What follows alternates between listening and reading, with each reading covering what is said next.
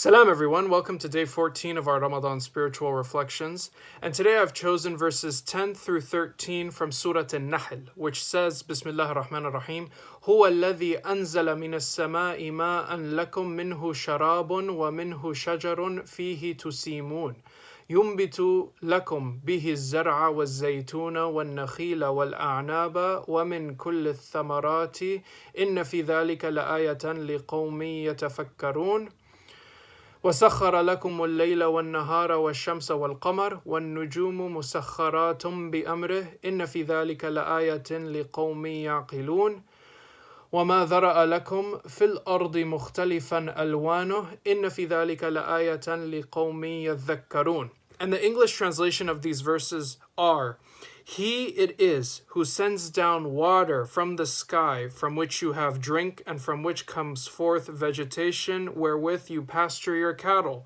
Therewith he causes the crops to grow for you, and olives, and date palms, and grapevines, and every kind of fruit. Truly in that is a sign for a people who reflect. He has made the night and the day subservient to you, and the sun and the moon and the stars are subservient by his command. Truly in that are signs for a people who understand.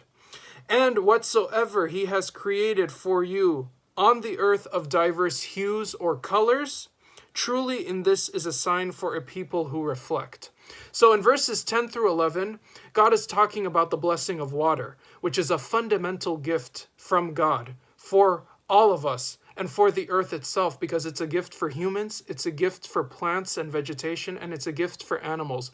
All of these creations survive by water. And then he praises those who reflect on this sign from God. Then in verse 12, God talks about the sign of the night and day, and the sun and the moon and the stars, all of which he says are subservient to human beings. He has created them subservient to human beings by his command. Now, what does that mean, that these creations of his are subservient to human beings? They were created to serve us. So think about it, the night and day. We sleep and rest by night, and during the day, we are able to work and produce our livelihood. And the stars, they can navigate people, especially in ancient times, over land and over sea.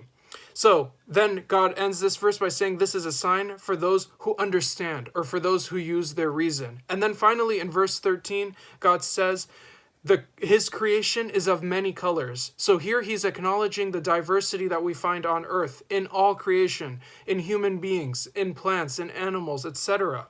And then he says this is a sign for those who reflect. He emphasizes reflection again. So God is praising reflection, understanding, using reason, critical thinking, to look at those things around us in nature, and to ponder the majesty of God's creation. God is praising those who ponder the beauty of the majesty of his creation and of his majesty ultimately.